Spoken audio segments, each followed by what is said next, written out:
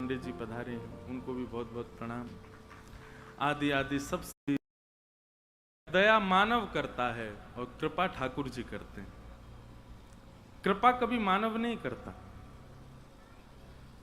कृपा ठाकुर जी करते हैं और दया मानव करता है। और कृपा दया में दूसरा भेद यह है कि दया की जाती है और कृपा बरसाई जाती है। दया में एक उसका सीमित आकलन होता है, इतनी ही करनी है दया। बेचारे किसी के हाथ नहीं, आपने देखा तो आपको दया आ गई, आप कुछ करोगे, पर सब कुछ नहीं कर सकते। कोई असहाय है, उसके ऊपर दया करके थोड़ी सहायता करोगे, सब कुछ नहीं कर सकते। पर कृपा तो पूरी की जाती है। कृपा में भेद नहीं। हमारे ब्रज के एक संत कहा करते कि भैया ठाकुर जी वैसे तो बड़े विद्वान हैं, लेकिन गणित में बड़े कच्चे हैं। हमारे ठाकुर जी को और हमारी श्री जी को गणित ना आवे। गणित जानते हैं? मैथ्स गणित नहीं आती ठाकुर जी को। बोले गणित मतलब नहीं आती, मतलब बोले ये जो जोड़ घटाना ये ठाकुर जी से नहीं आता। ठाकुर जी से आप यूं कहो कि ठाकुर जी मैं महीना में एक बार वृंदावन आऊंगो, महीना में 4 बार वृंदावन आऊंगो, महीना में 2 बार एकादशी व्रत करूंगो, या के बदले मुंह पे कृपा कर दो। तो ठाकुर जी कहें देख भैया मेरो सिर घूम गो तेरी बात सुन के, तू 4 बार वृंदावन आवेगो, 2 बार एकादशी व्रत करेगो, कितनी गिनती भाई मुंह पतो ना है। ठाकुर जी क्यों, आप क्यों नहीं जानते? बोले हम पे तो एक ही गणित आवे। कहा पूरो दे दे और पूरो ले जा, यही आवे बस। जे आधा अधूरा इतनो दे दूं फिर या के बदले इतनो दे दो। ठाकुर जी के मुंह पे जे ना आवे, पूरो दे और पूरो ले जा। और श्री जी तो और बढ़िया है। ठाकुर जी तो कह रहे हैं पूरो दे पूरो ले जा, और किशोरी जी कह रही हैं पूरो दे दोनों ने ले जा। किशोरी जी तो स्वयं को भी दे दें और लाला को पकड़ के और दे, बोले यहुए पकड़ो लो। तो हमारे ठाकुर जी और श्री जी भैया दुनिया के देवी देवतान में खूब बुद्धि है, खूब गणित है, खूब अगर ये सब आपको जोड़ भाग आदि ये सब करने हैं तो फिर अन्य देवतान के पास जाओ। वृंदावन के उपासक बने हो, ब्रज के उपासक बने हो, तो भैया जैसे सीधे हमारे श्यामा श्याम वैसे भोरे बन जाओ। यहां ज्यादा चतुराई करने की आवश्यकता नहीं है भैया। आप जिस भूमि पर बैठे हैं, श्री गिरिराज जी गोवर्धन नाथ जी की जो ये भूमि है ना, ये प्रमाण स्थली है। कौन सी स्थली है? प्रमाण स्थली। वृंदावन ध्यावे की स्थली है। आज एक मन में बात आ रही मेरे, पता ना क्यों, तैयार रहते रहते मैं मन में सोच रहा हूं, मैंने कि हमारे चित्र विचित्र बाबा, हमारी पूनम दीदी जी गोवर्धन में काहे को बस गए? ये गांव में तो वृंदावन को है, ध्यान में वृंदावन को, इनके इष्ट वृंदावन में, जो गोवर्धन में काहे को बसे। तो पता वहां से आते समय मेरे मन में आई, मैंने कि ये बड़े आनंद में बसे हैं गिरिराज जी में। क्यों? यहाँ से जितना दूर बरसानो उतनी दूर ही वृंदावन है, बीच में बसे हैं बिल्कुल। जब इनको मन करे तब वृंदावन चले जाओ, वो इतना दूर है। जब इनको मन करे बरसाने चले जाओ, वो इतना दूर, बिल्कुल बीच में है गिरिराज जी। गिरिराज जी से सवरे ब्रज 84 कोष के मुख्य स्थान सब यहां से बराबर ही पड़े हैं। कहीं जावे को भी मन करे तो 2-4 मिनट ऊपर नीचे लगेंगे, बाकी समय उतना ही लगेगा सब जगह जावे में।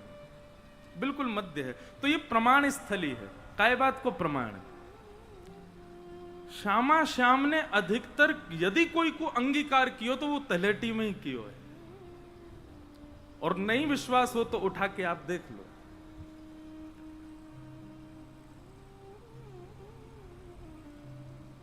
कितने वैष्णवन को स्वीकार यही तलेटी में कियो है ठाकुर जी ने। श्री जी ने कृपा करी है, ठाकुर जी ने कृपा करी है, या गोवर्धन में।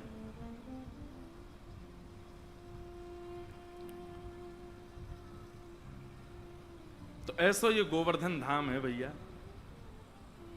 ये प्रमाण स्थली है। हमारे ठाकुर जी कोई से मिलवे को मन बनावे तो या तो यमुना जी को पुलिन निश्चित करके रखें या फिर श्री गिरिराज जी की तलहटी। श्री सूरदास जी महाराज नित्य पद रचना करके गायो करते और दर्शन के समय श्री गिरिराज जी में ऊपर श्रीनाथ जी के मंदिर में जाकर के सेवा कियो करते। 12 साढ़े 12 बजे हमारे वृंदावन में ब्रजमंडल में सबरे मंदिर बंद है जाए। मैं कथान में बतायो करूं कि वास समय ठाकुर जी पौढ़े ना आए, वास समय ठाकुर जी आराम ना करें। ठाकुर जी वास में गैया चरावे जामे, वो गैया चरावे को समय ठाकुर जी को। और बाकी संप्रदाय अनुसार भावानुसार सब जगह अलग अलग रीति है, पर अधिकतर सब जगह भाव यही है कि ठाकुर जी गैया चरावे गए हैं। पर श्रीनाथ जी आपके जब राजभोग के दर्शन विश्राम होते तो राजभोग के दर्शन अनोसर हेवे के बाद, कपाट बंद है जावे के बाद सब मंदिर से चलो जाते अपने अपने कक्षन में, और ठाकुर जी खिड़की से निकल करके दौड़ के जाते सूरदास जी की कुटिया में। सूरदास जी को दिखाई तो देवे ना है, चुपचाप ठाकुर जी जाकर के बैठ जाते और कोने में विराजमान है करके थोड़ी पे हाथ धर के सूरदास जी को देखते ही रहते बस। सूरदास जी नए नए पद बना बना करके गायो करते, ठाकुर जी बैठ करके उनको श्रवण करते रहते। अच्छा एक बात बताऊं, पता तो सूरदास जी को भी है कि ठाकुर जी आते हैं। और एक बात कहूं, ये पद की रचना होनो या कोई भाव मन में आनो और आप वाकु शब्द में पिरो करके लिख दो, ये तभी संभव है सके जब ठाकुर जी समीप हों। हमारे चित्र विचित्र महाराज जी बना के गामे ऐसे सुंदर सुंदर पद, हमारी पूनम दीदी गामे। ये रचना हमेशा ना है सके, ये रचना मैं कितनों विचार कर लूं, कछु लिखूंगा होगा ही नहीं।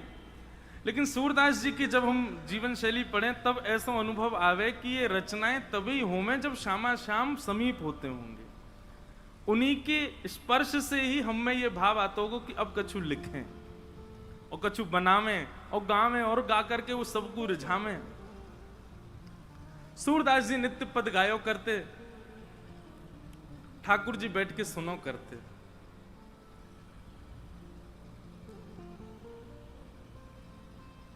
बड़े सुंदर सुंदर पद हैं। एक सूरदास जी का इतना सुंदर पद है, मेरो मन अनत कहाँ सुख पावे, मेरो मन अनत कहाँ सुख पावे।